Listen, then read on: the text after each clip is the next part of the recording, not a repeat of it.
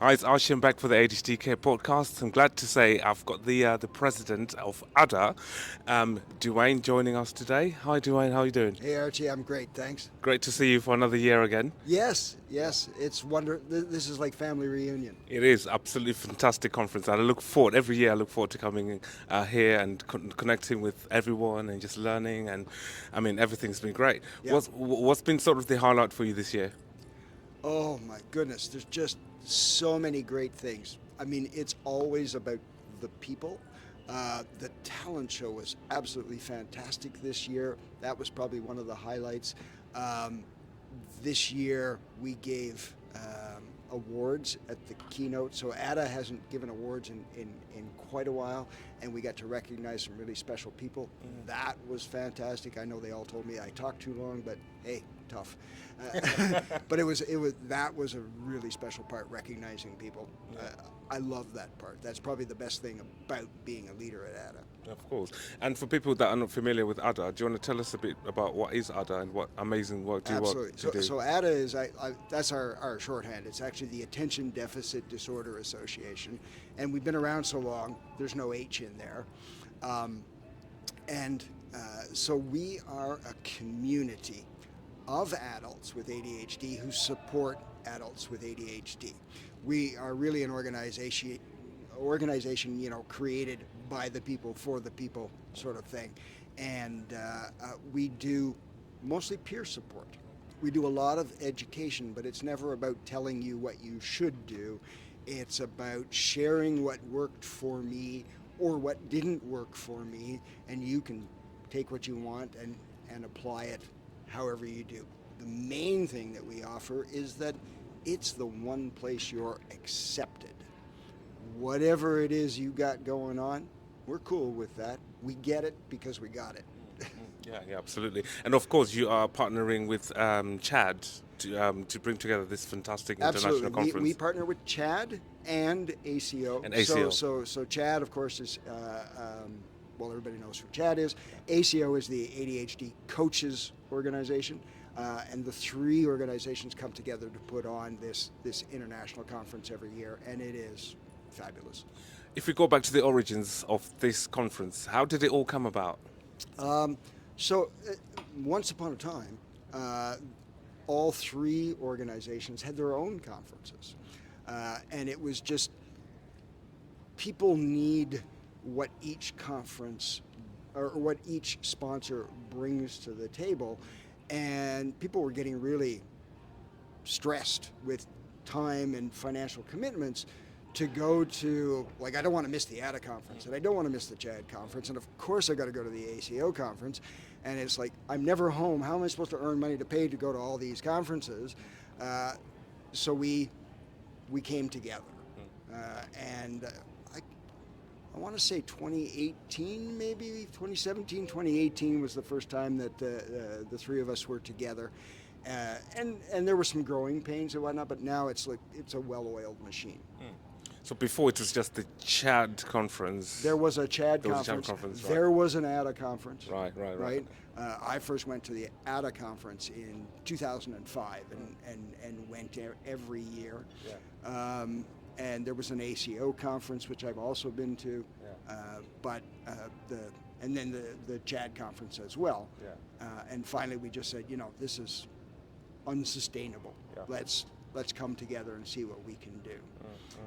And each organization sort of brought what they do well to the table. So ACO kind of runs the professional day, and Chad is here helping put together a lot of the sort of bringing in the research and the stuff for the parents and the teachers and that kind of stuff. And ADDA, of course, is all about having fun and community and just celebrating and thriving with ADHD. We just had a volunteer breakfast just now. Yes. Do you want to give us the role? What role does the volunteers play in ADDA? So the volunteers are ADDA. So we really are adults with ADHD supporting adults with ADHD, and we have we call it the ADDA journey, which is for adults with ADHD. start, connect, grow, and serve.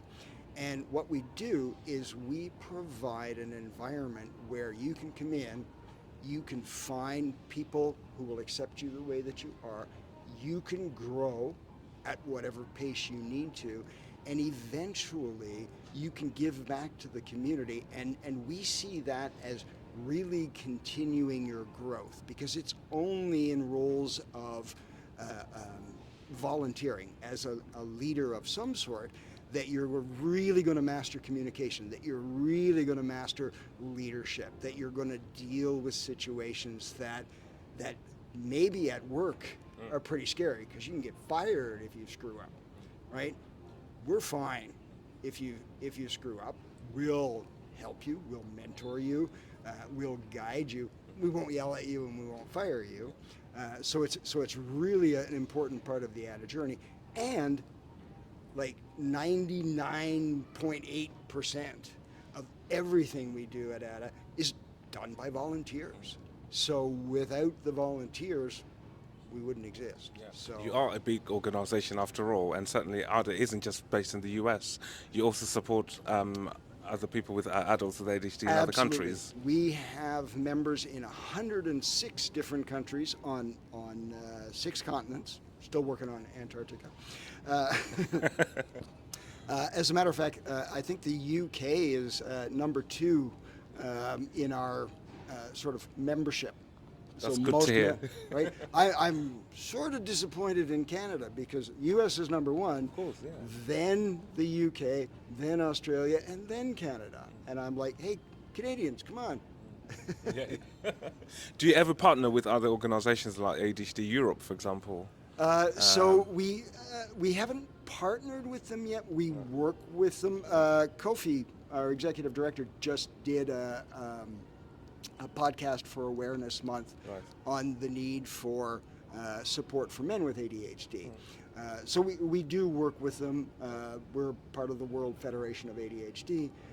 So yes, we do. We don't partner to do a conference or anything, but we're very open. We don't want any adult with ADHD left behind anywhere in the world. Yeah. So we'll work with everybody that can help. Absolutely. What's one thing that you're going to take away with you from this conference? There is a future. There have been times I get a little discouraged, thinking, where's the next generation? Where are the future leaders? Where are they going to come from? Like we can't do all of this work all of the time. And this conference, so many first timers, so many at the volunteer breakfast. I believe this is the first time that at least half of the people at the volunteer breakfast, I didn't recognize them. I got to meet them for the first time. Like, that's amazing. I used to know everybody at ADDA, but we've grown and they're gaining their independence, and pretty soon, right, they're going to push me out. They won't need me anymore, and that is absolutely fantastic. Yeah, absolutely.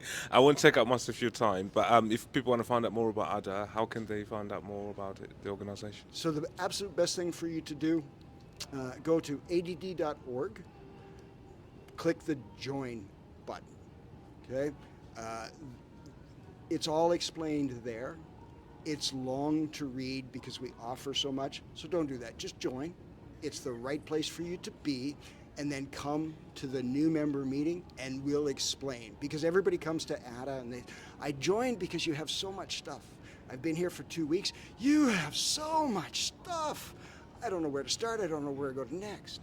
So we'll get you straightened out. Come to the new member meeting, tap into the community, and man, we'll spoon feed you all the way through. Absolutely. Duane, always a pleasure catching up with you. And I look forward to catching up with you next year as well. And people obviously can find out more about ADDA and absolutely join. This is a fantastic organisation. They're doing fantastic work. This conference has been amazing.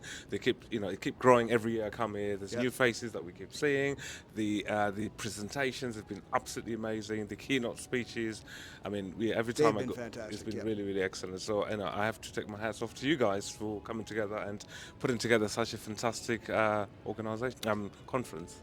Well, thank you so much, Archie. Take care, Thanks. Duane. Okay. I'm going to bring in your executive director, Kofi, who is also part of ADDA. Thank you.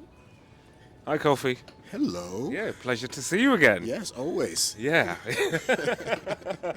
As you heard, I was just catching up with Duane there. He was just filling us in terms of some of the fantastic work that your organisation ADDA is doing. Do you want to tell our listeners what role do you play within ADDA? Sure. So my role in ADDA is my focus is on operations. So the educational content, the webinars, the support groups. So my job and the job of the staff is to keep all those going with the support of volunteers. So basically, making sure the trains run on time, and that the right plates are spinning at the right speed, so that we can continue to serve our members, and help them thrive. So, How long have you worked with ADDA?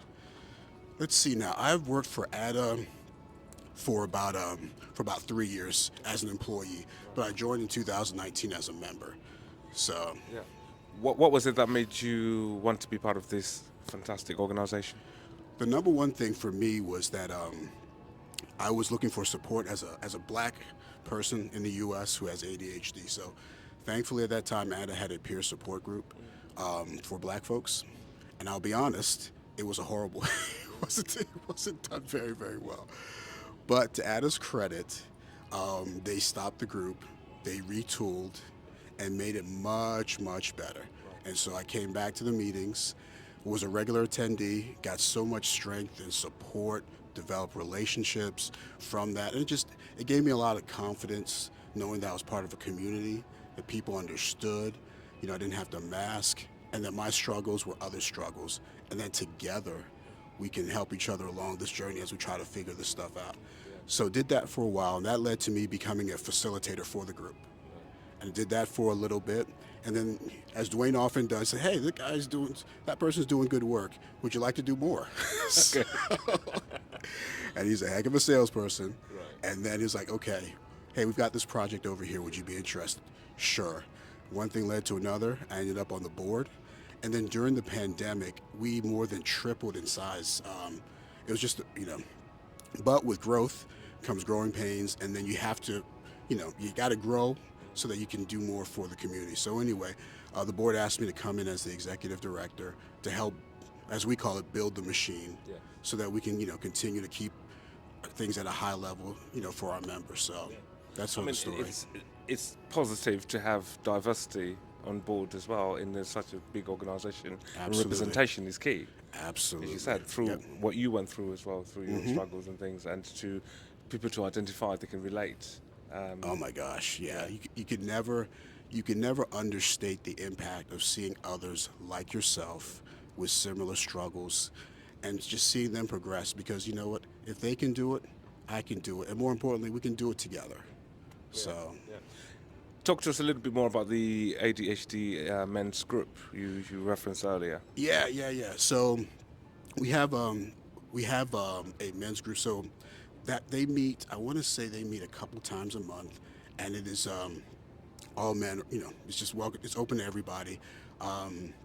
We have a great leader for that group. His name is Mike Weiss, and it's just men coming together, addressing the specific struggles around being a man with ADHD. We often find that as men we struggle with this. Here's the dichotomy. Typically, what will happen is that if we kind of have our ADHD under control, we're great at work but awful at home. Or we're great at home, but awful at work. And each one has its sort of unique struggles. There's also a lot of struggles around emotional dysregulation, underemployment, unemployment, financial issues. I mean, it's a host of issues, of course, relationships. So it's a place for men, men supporting men, because, again, it just goes back to just community, right? As a man, there's sort of just unique challenges that we face that it's best to speak amongst other men. And I mean, you think about like the challenges sometimes with medication, right? There are certain side effects that go along with that, and you may just want to talk to other men about it. You know what I'm saying? So, yeah. Through your own personal journey with your own living with ADHD, what have you learned about yourself? I mean, if you look back to the struggles you had probably before being diagnosed, then becoming part of this organization, what would you say you've learned through this journey? I would say that number one, I'm um, just being kind to myself, recognizing that if I don't believe in me, you know, I mean, it's just something that, despite my challenges and stuff like that, I am worth the effort. And investing in myself. And then I would just say, yeah, again, being kind to each other, being kind to myself, being gracious, and being in a community as well. I think that goes. And I could talk, I could ramble on and on about this, but I would say probably the biggest thing is kindness and grace towards oneself, community, and then just starting small and working just consistently, and whatever consistency looks like for you. It doesn't have to be perfect. It can be messy, but just starting small, being consistent, and just going from there. So, Yeah, well said. That. What's your thoughts about this year's conference? oh man, this conference has been great. It's just the energy, the enthusiasm, the connection, and like Duane had mentioned, there's a lot of first timers here, and then being in a space with other ADHDers and just seeing that, look, there's all this help and community and support available to us, that we're not alone. And then right now, particularly, these are trying times for a lot of ADHDers, where just a host of challenges. I won't go necessarily into them. So I think it's particularly important that we find each other, that we support one another, that we're aware of some of the things that are happening in the world, and then how do we, given what's going on in the world, how do we better support each other? How do we adapt and continue to thrive? So you heard one of the keynote speeches that was talking about the change in the education system. Oh my gosh, right? Lead times in the US, particularly, Right. when it comes Yes. to 544s and IEPs and stuff. Yeah, but at the same time, there was a positive message within that, and how we should, what we should do to take away from what he was saying, in terms of like how we can then gather together, turn to organisations like yourselves to help get support these people that are struggling with ADHD, particularly Absolutely. in the education system. So I mean, it's bleak times, but I'm hoping that there will be a light at the end of that. That's tunnel. right. That's right. And and together we'll get through this. You know what I'm saying? Together we will. And no condition is permanent. You know what I'm saying? So Sometimes it can feel like there's no support out there, like you That's say, right. you can suffer in isolation, and I mean, this conference highlights that part, doesn't it? That we are all in this together, and That's right. you shouldn't struggle by yourself. that's right. Absolutely. Yeah, Absolutely. some of the stories we've had, honestly, it's been life changing, from people who went through what they went through, but still came out of it with a sort of positive mindset. Things were turned a corner. That's which right. They probably wouldn't have expected when That's they were going right. through it. And you hear those stories over and over and over again, and you there's certain themes that come up, and typically it always starts with realizing that you're not alone, connecting to a community, and then just becomes a snowball effect. So Yeah. I mean, ADDA is a big organisation, so for you, definitely the operations side of it, it's such a. I'm trying to get the sense of what you do on a day to day. Do you Sure. have local people that support you in different parts of the world, different countries, or how does it work? yeah, okay. So on a day-to-day basis, it's a lot of. Let me back. So I'm fortunate I have a lot of good staff folks who keep the lights running, or keep the things running, keep the lights on from a sort of daily, sort of tactical perspective. So the website, runs the way it needs to run, so on and so forth. So with that, it's mostly sort of maintenance. A lot of my time is spent working with the board, planning the future. Right. So, what sort of programs do we need in order to, face the next set of challenges down the road? So a lot of strategy work. And it's a organization of ADHDers, so there's a lot of check-ins, right? You know what I mean? Let's keep it real, right? So a lot of times I think of myself as sort of like the ADDA's executive function. You know what I'm saying? And then myself and the staff are an extension of that, where we just make sure that we have clarity, that we consistently make progress. We make sure that we celebrate that progress, and we do it together. So. Yeah. I mean, you touched on the future there. I mean, what's next for ADDA? What are you working on? Like, or is it the best kept secret? You can't share it. Yeah. So I think there's a lot of things that we're working on, but in terms of what our priorities are, and that what the work is going towards, is that we want to keep things affordable for members. That's a big priority of ours. So we've got some things that we're working on to make sure that we remain affordable for members. Another big thing too is we are going to be expanding peer support groups, because folks love the groups, and a lot of times that's where the magic happens for our members. So we want to make sure that we've got groups that are available for times that work for our members, not just on the East Coast of the U.S., not just on the West Coast. You know what I'm saying? We want to be able to have things that are available, accessible for our members across the world. I'm not saying that we don't have them now, but we want to do more of that. So that's going to be a big priority going forward. And also, we're working on ways for people just around the clock to be more connected and engaged and supporting of one another. And another really big thing that we're working on is body doubling.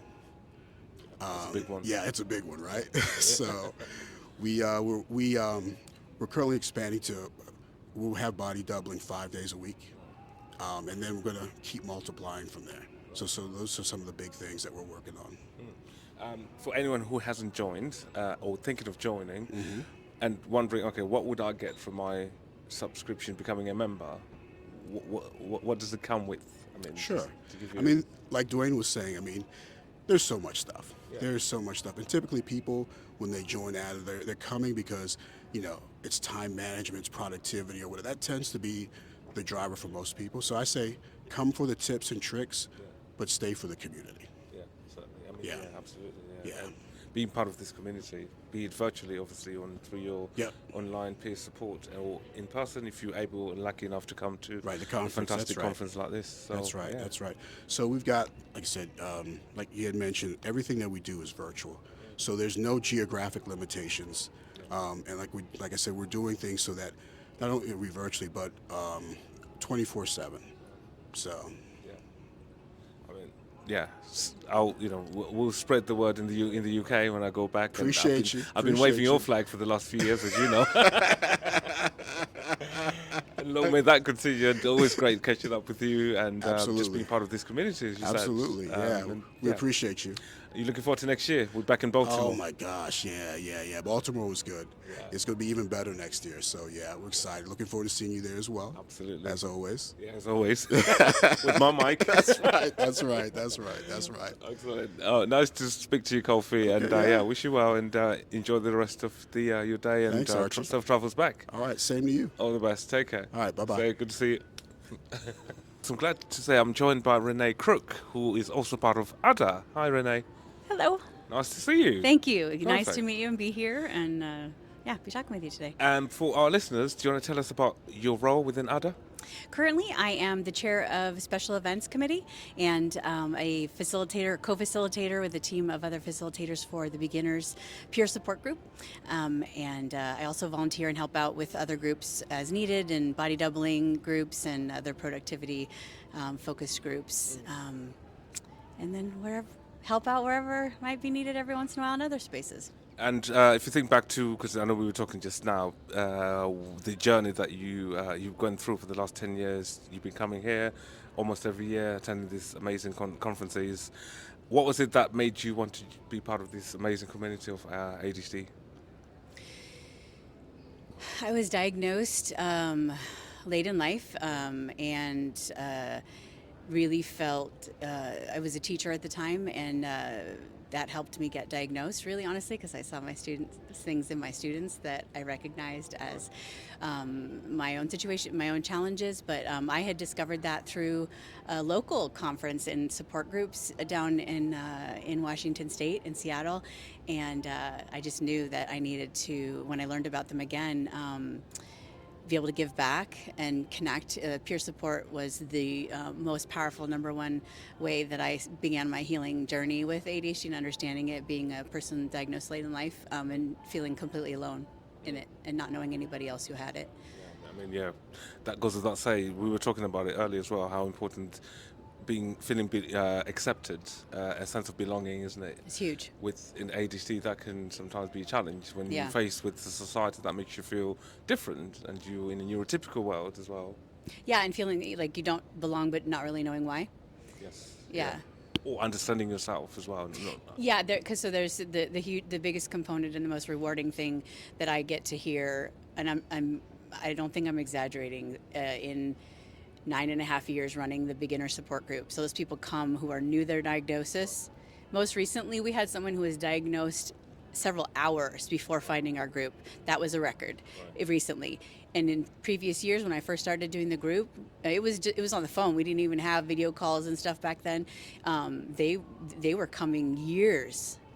They struggled to find connection, and every single meeting there's somebody who says, we do takeaways, sort of at the end, and there's always someone who says, I just can't tell you how big of a deal it is to know that I'm not the only one, I'm not alone, that there are other people out here, and feel a sense of, and they come, like about half of them come in, we ask why they brought them to the meeting, and they ask, they're almost always talking about community and connection. At least half of them, that's their main purpose for coming in, just finding people like them. Yeah. I mean, alongside the peer support work that you do, what other sort of work do you do? I mean, you do events, don't you, as well? For ADDA, For ADDA, yeah, that's right, So for ADDA, we're running special events. So I stepped out in previous roles. I was on the board and led the VP SWGs, which is our virtual peer support groups and support and work groups, as the chair of that, which was really rewarding but also exhausting. It was amazing. But so now I am helping our committee run special events, which is bringing the fun and the other parts, the creativity of the members, because they need that connection, community, and support with their challenges. But they also, most of them don't know deeply or celebrate their gifts and their creativity and their strengths. And so we wanted to give them the space to be fully themselves and bring in other pieces of them and value the fact that we have, I really want to do a survey on the number of the actual other talents and interests of our members, because there are just so many deeply talented people, creative, and artists and musicians, and of all kinds of creativity, writing, actors, improv. There's so many, and so we've been trying to highlight that and give them an opportunity to share who they are outside of their ADHD, including their ADHD, as a person, a whole person, and just know that we also want them to find community in the fun side and take a break from thinking about all those things. Yeah. I mean, we had the talent show. I don't know if you came to it the other night. It's my favorite thing. I never want to miss one after I went to my first. So for people listening and who don't seem to understand what we're talking about, so this conference they have every year, one of the evenings, we do a talent show. We basically just kind of showcasing some of the amazing talents that some of the attendees, most of them have ADHD, showcase on stage. Yeah. Do you want to give us a flavour? What was your highlight this year? What are some of the things you saw there that you were very impressed with? There were so many amazing parts, but the two that brought me to tears, literally, was having the last two songs of the event, and one of them, it was Kayla Settle's song from The Greatest Showman. I forget the name of the title, but basically about people trying to bring you down, and that's not going to happen. You can never bring me down. And as soon as it came up, I actually like gasped and put my hands over my mouth, and then I started to tear up because a new volunteer that I met through she was working on our committee for a short time, has moved on to another committee to do some work she is really interested in doing there. But her name is Brittany, and she was just. It just moved me so deeply, and she embodied that. And then Defying Gravity was the last closing song, and that song is important to me in a different way, a bit of an anthem, so to speak. So it was, those are probably my favorite part. She just walked past, by the way, Brittany. Her ears burning. Oh, no, exactly. We're not going to ask her to come and do the song here now, are we? We're going to ask her to perform. You were an award recipient this year. I was. Yeah, I know. Rightfully so, certainly. What was the recipient award you got this year? What was that? It's a lifetime achievement in. Now, of course, all of a sudden my brain is shutting down because it was so much. There's so much pride in that, but it was the.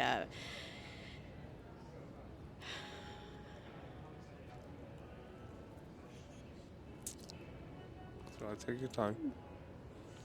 I mean, well deserved, I might say. Overwhelming. Certainly, it's. I get how you feel. I mean, it's to have your hard work recognized and to see the difference that you make, and for it to be recognized in such a way that it was in an amazing conference like this. That goes to show how a significant difference that you're making in this field and this to people out there, and truly deserve it, and you should be proud.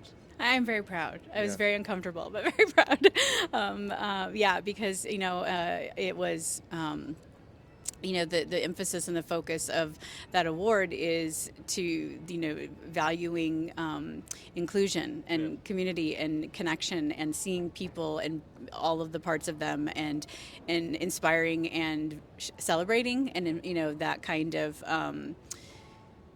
just being seen, heard, and the irony of it is how uncomfortable it makes me feel. It made me feel to be seen, while at the same time it is something that we all desperately seek in a lot of different ways, and really just want to be seen and understood and valued, and yet the amount of discomfort being on that stage and getting up there and was profound. But the heart of the organization, having they personally designed my award with an artist and made it themselves, and it's made out of fused glass and slumped fused glass, and it is. I don't know if they know how important. Actually, I have personal connections to fused glass artwork, and so it means so much. But it's a big deal. I'm settling into it because. And in fact, last night I was asked by someone I respect deeply and don't know super well, but she asked me, she congratulated me, and she asked me how I was going to celebrate. Have you celebrated yet? I had nothing to say, but I wanted to think about it. So I said, I'll think about that. It's something that many of us don't do well as ADHDers. And and part of my group, we always start with wins and celebrations. And do that with my clients. What are we celebrating? Because we focus on the negative and what's not working more than anything. But I told her that I'm going to take this next step. That I've known about this award for maybe a month or two. I told 3 people. And I told this, and it sort of started to spread because then it was on the website and then it was in the conference tab. So I could, people were like, "Hey, did I know about this?" No, you didn't, and I'm sorry. But what I told her that I was going to post about it online, and put it out there. Yeah. And now I'm now talking about it here, and just stepping into that discomfort, and desensitizing myself to the discomfort of being vulnerable. And I'm very vulnerable often and authentic, but publicly, and then it's hard. I'm still working through the discomfort of that, but it's important, and I value it deeply, and I encourage and support other people in doing it. And that's what I get to do in the support groups too. I get to do with my clients. I value that so deeply, just creating a safe space for people to drop the masks, be themselves, and get what they need, discover what they need. Many of us don't even know what we need yet, or anyway, but yeah, it was a big deal, and truly honored to be part of this organization and to be supporting and connecting with people that I have so many stories about this conference, but there is someone now who is in extremely visual and out there and very successful. There's so many definitions for successful, but just killing it in the work that they're doing. And we met in a support group.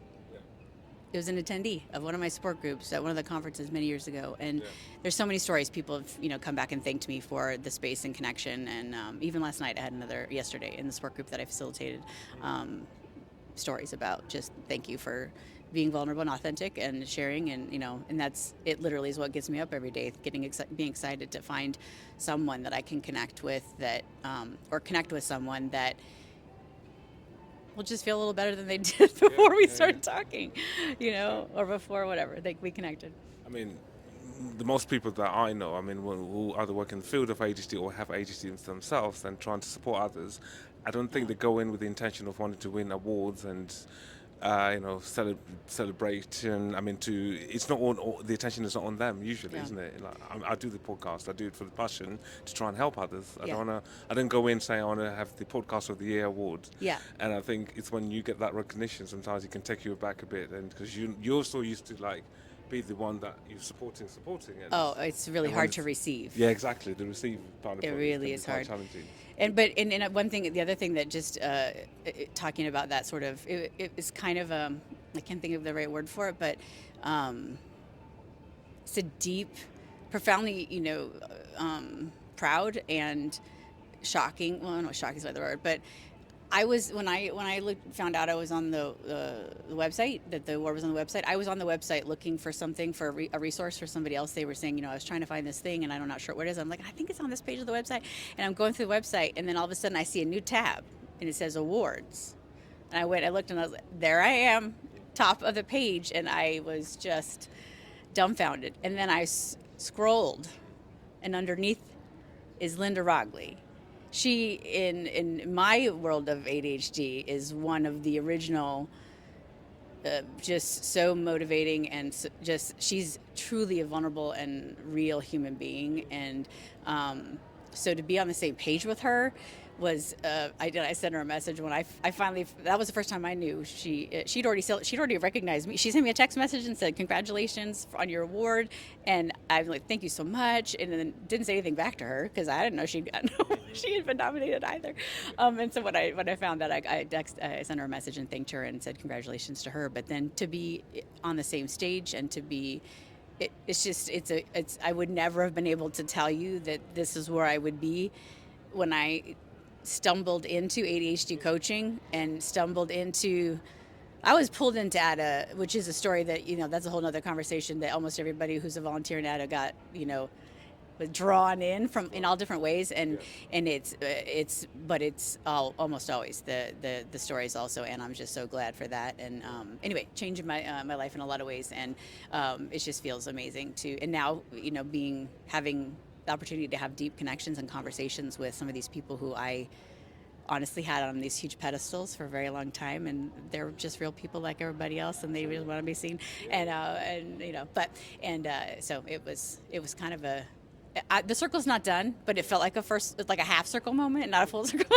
There's more still, I hope, and I always feel like there's new circles to be, or evolutions, but it was profoundly. I'm proud. It kind grateful. Of spurs you on to the next stage as well. This conference does that every year. Yeah. Coming in here, my life outside I've been struggling with some health stuff and struggling with some other things, and coming here, it just filled that cup again. Yeah. And, it centered me in a way that I haven't been able to find for a couple months. I'm getting emotional. It's a big deal. This is a reunion every year, and that connection to people that you care about and who are profoundly see you and They're deep. They're longtime friendships, lifelong friendships, and they happen in an instant. Sometimes it's amazing. People are like, we went to somebody came and joined us for dinner that happened to stop by while the people were planning. She's like, yeah, I'm hungry. Would you like to join us? Somebody invited her along. Anyway, so it's just, it's beautiful, and I'm so proud to be part of it, and to receive so much when I'm open to it. I'm open. It takes me a while sometimes to be like, let it in. But it's amazing. And So what's next for your journey, just in terms of with your work with ADDA and things in the next coming years? What are you working on? We are continuing to plan more fun events and bringing on, expanding our committee to try to get some more help to expand the events and to do more things that we want to do. We've got a lot of big ideas, which many ADHDers do. And so the biggest challenge is kind of trying to keep it manageable, keep it doable, but stretch. So continuing to, recruit, build more people, bring more people on into our community, into our committee. I said that was one of those slips, but it was relevant. Community and committee to build places that people can come and know that they get to be who they are, and that they get to be celebrated for their interests and their passions. And I think I'm not sure what else, but I just know that anything I'm doing now is really about bringing joy to my life, filling my cup with energy and connection and purpose. And people with ADHD, adults with ADHD, especially people who are newly diagnosed, it's my heart work. Yeah. I mean, you are doing a tremendous work, and you should be proud. And Thank that's you. why you deserve the Recipient award you got. So Thank you. I mean, you can celebrate when you go home and let it all sink in and digest. It's only just happened. So Thank you. I know you want to venture into the podcast world as well. We were discussing out there. So if you ever need support, Thank you. I'm here. I love that. I will. Thank Yeah. you so much. I will deeply hold on to that, and as I'm ready, dabbling. This is another step. I think that's the other piece too. Is even just my opportunity. Like I said, to the challenge that I received from Jessica was to celebrate the award, and that being letting other people celebrate me is a big step. That's hard, and I think that doing more of that, publics, in this just being able to be seen literally is part of being seen deeply and spiritually and in connection and purpose. And I think that's what I want to do more of it, and not withhold that opportunity from myself. That's what I work on with my clients and people in the groups, is if you aren't open and ready to receive, you're missing out on so much, but you're also taking opportunities from other people to give. And that was a big lesson I've learned, and I want to continue to be authentic in receiving and allowing myself to receive by sharing publicly what I'm doing. Yeah. And certainly stepping out of your comfort zone. Yeah. Which you clearly are doing right now. Thank you. That's amazing. Renée, pleasure to speak to you, and I wish you all the best. Thank And you so much. I'm looking forward to connecting with you next year All at the right. conference in Baltimore. Fantastic. Take care. Thank all you the so best. much. See you later. ADHD Care Podcast. We are at the International Conference on ADHD. We are in Kansas City. I'm pleased to say we got Dr. Brandy with us, who was the keynote speaker for today, day 2. Amazing speech, honestly. You had a standing ovation, and rightfully so. Do you want to tell us a little bit about yourself and what brought you into this ADHD space? Yeah. So I first was introduced to ADHD when I was in my child and adolescent psychiatry fellow. Literally, I was not much aware about what ADHD was or even what psychiatrists did, because I'm a true pediatrician at heart. But after landing in this space, this realm, this wonderful area of medicine, I found that ADHD was a real thing. And I found it out when a dad brought in his child along with his mom, and this child was very hyperactive. He was rearranging the office, I like to say. And the dad was very upset at the suggestion of ADHD. The mom was just a ball of tears and emotion because she needed help. She was a stay-at-home mom, and she was tired. She honestly was overwhelmed. And so it was validating for her to hear that there was something that he had that was a medical diagnosis, and also validating for her, even more so, and hopeful hope inspiring for her to know that there was a treatment. The dad left angrily. It was a whole situation. And that let me know that in that moment, like I said, that ADHD was real and that it was not just about the person who was impacted, but it was about the entire family. I mean, how many years are we talking when you first came into this field? I first came into the field 20. I finished medical school in 2006, residency in 2011, and I have hit the ground running ever since. Yeah. The fascinating thing is that I learn more and more about ADHD every day, and through people's own stories and lived experiences, and that is the best part of what it is that I do. Yeah. What is it that you've seen evolve since you first came into this field up to now in 2025 now? So Yeah. So as a psychiatrist, primarily what I do is medication. And very little therapy, just kind of mixed in. And so in dealing with the medications alone, I've noticed that there are more of them. I've known, when I was in training, children who were autistic did not get a long-acting stimulant. Well, that's something we've thrown out of the window in large part.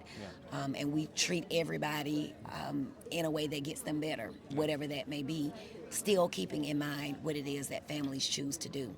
So I think the medication choice, our understanding of the medications, our ability to get parents to understand that they're safe, because we know about them now. There's decades of use with medications. And then just being able to work with other therapists is something that I've gotten my village of therapists that I recommend or send patients to. And so having someone who thinks like me, understands like me, has the same passion that I do is priceless, actually. you mentioned the word village there, which touches on what you mentioned in the keynote speech earlier about the importance of community and how raising a young person with ADHD, how that's crucial. Yes, we've got medications, we've got all the therapists, which is amazing, but also the role that the community plays. The community, yeah. Would you want to sort of say a bit more about what you said in the And keynote? the community is everybody. It's the people that live with you. It's the people that are related to you but who don't live with you.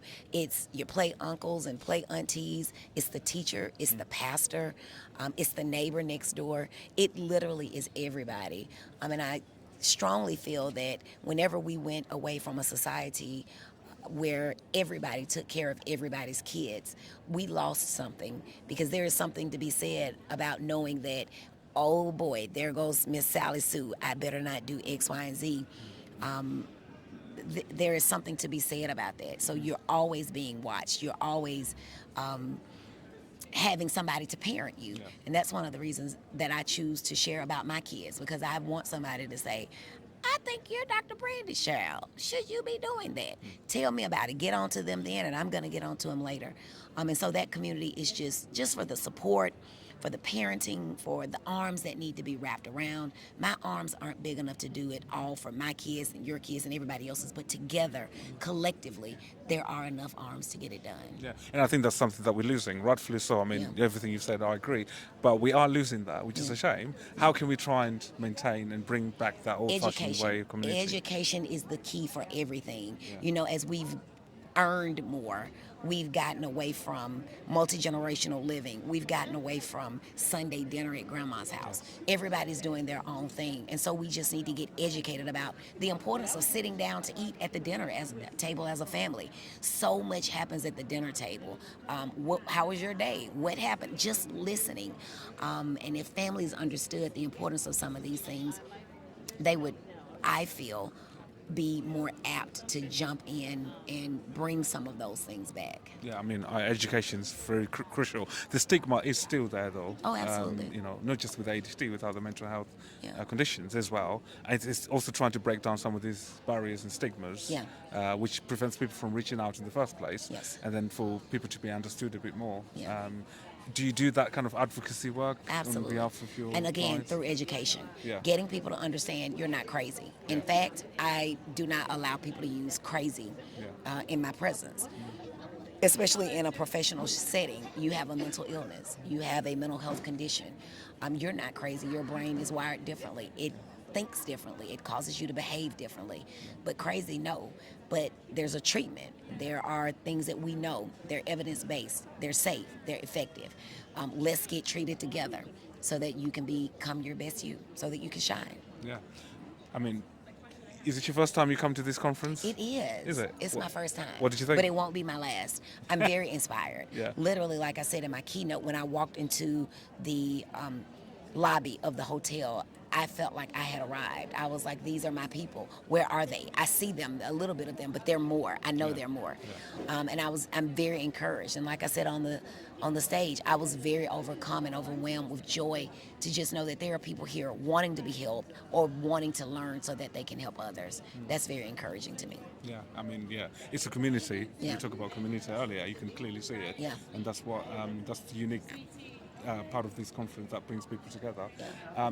What is it that you're going to take with you when you go back to? I know you're from Alabama I'm originally. from Alabama, yes. Going back home to my Yeah. babies and my husband and my. You mentioned a and- lot about your husband. To And be my fair. husband, yeah. Yeah.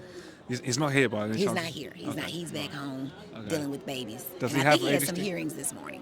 Does he have a diagnosis of ADHD, your husband? Well, he's not been officially diagnosed, but he lives with an ADHD expert, so Yeah. we're just gonna say that. We'll keep it as that. I mean, yeah, whatever works for you and your Whatever family. works for you. Yeah. Yeah. If people want to find out more about yourself and just your amazing work, how can they find out? They can find me on all social media at Dr. Brandy B. That's DrBrandib.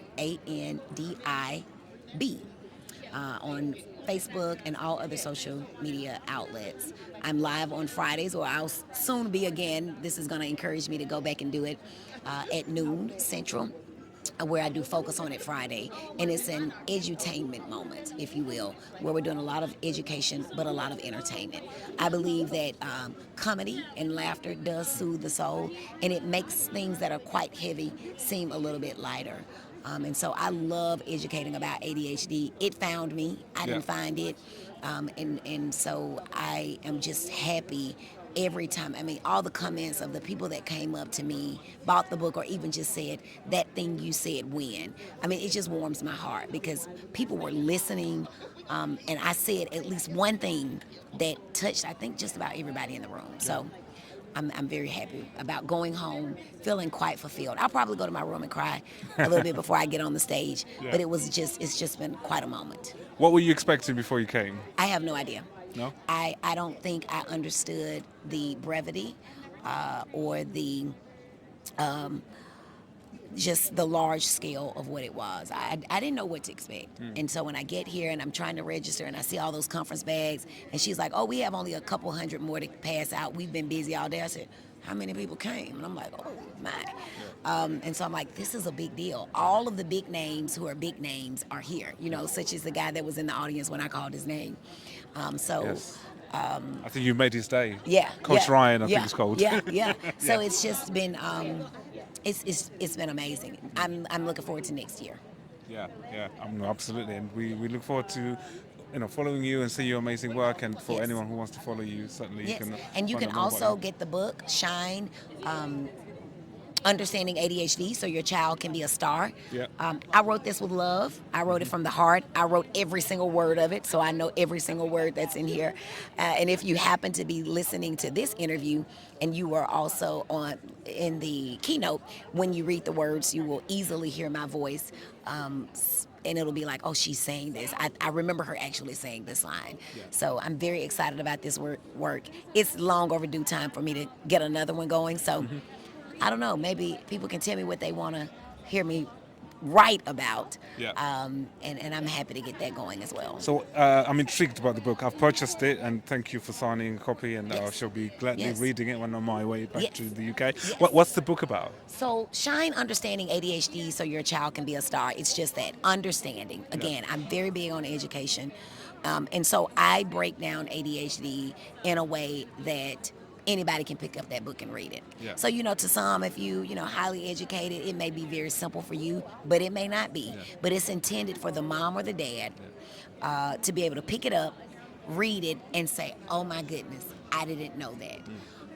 To have those light bulbs go off. In fact, throughout the books, you'll see light bulbs, and it's something that I really want you to kind of lean into that, pay attention to that.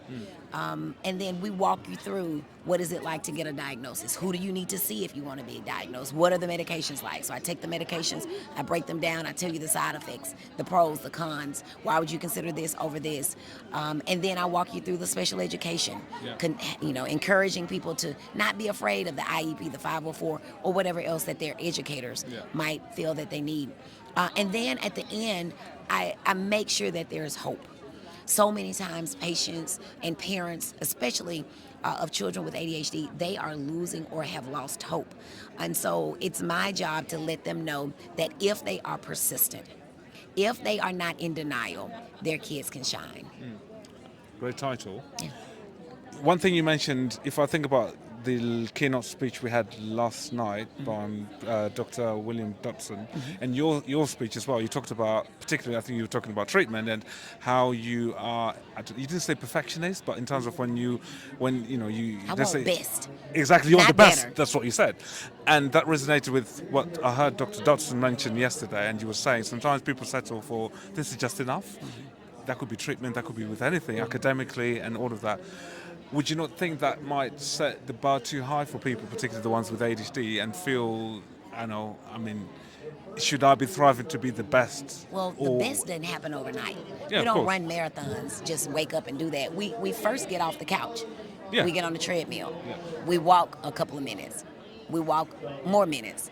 We walk faster. We jog. Yeah. And so getting to your best is not just waking up today and say, okay, I'm going to go enroll in a PhD program when you didn't, barely finish the college degree. It is taking the steps, step by step, believing that you can do it. That just good enough, that's a part of ADHD, right? Just get it done. Yeah. Even if I made a mistake, okay, it's done, Yeah. right? And to a certain degree, that can be useful because if we can do it, even imperfectly, it's done. Yeah. And so we can use that to our advantage. And like I said, what thrive looks like for one doesn't necessarily look like I was for about to another. say that, And yeah. so I have to be honest with myself and okay with the fact that good or better is okay for most people. Yes. And I try not to push my goals for them or my desires for myself onto other people. But if they want to do more, to do their best, I'm going to be their biggest cheerleader as they do it. Would you apply the same analogy to treatment? For example, if you're Absolutely. medicating someone and Absolutely. you feel, okay, their symptoms are well managed now, would you still trying to push for the... Absolutely. I want your best. Dr. Dodson called it the sweet spot. Yes, the sweet spot. You wanna I get to want the sweet your spot. best. Right. I'm not happy. If you're not happy with good or better, I'm not either. There is this... Okay, so there is this last question. As a clinician, because I prescribe medications, there is, a stigma, as you know, with medication. I don't know why when it comes to ADHD medication. In other conditions like, diabetes and stuff, people are not afraid to initiate medications to push the doses high. With ADHD, it seems like there's this whole worry or fear that, okay, we shouldn't be medicating them too much. And this, I don't know if you see that in your practice. Absolutely. Why is that, and how can we break that down? Well, let me tell you one thing about my practice. I only see people who are ready to start medicines. Fair enough. So, and it's nothing against the people that aren't. It's just that somebody wants that spot. Yeah. My wait list is very long. And so if I can do anything to shave it down and get people in who want treatment, that's what I do. But secondly, it's a lot of misinformation. And so, one of the things that I think the Dr. Brandy way, what sets me apart from others is that I want to take the time to educate you. When you say, oh, I don't want that medicine, I want to know not just, okay, well, we won't give it to him. I want to know why. And let's talk about it. And let's talk about what the real answer is. What does the research say about that? Instead of just saying, okay, well, we'll go to something else because there's at least 39 others that we could probably choose from. And so I think, again, education is the key. There's nearly anything in life that you can tell me, hey, I want to fix this, that doesn't start with getting people educated. People are afraid. Yeah. They've heard horrible things. They've got that one cousin that has never been the same since they took a medicine in 1980 something, but nobody wants to admit that the whole family is like that, the same way, and they didn't take medicine, right? So we need something to blame. We need someone to blame. And so if I can get them to say, now, do you really think, given that the whole family behaves in this way, that it was that medicine? And they all say, no, it wasn't. But we need something to blame because there's a lot of guilt, right? When something is wrong with our children, clearly we did it. What did I do wrong? And now there's shame, because if I did something wrong, then this is the reason that my kid is this way. So if we can erase all of that, educate through all of that, handhold, hug. I give virtual hugs all the time.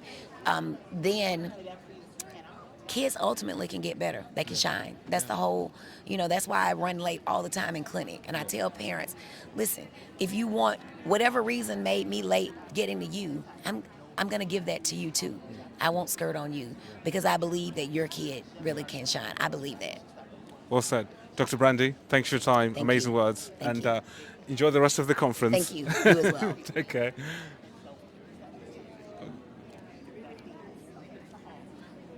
Perfect.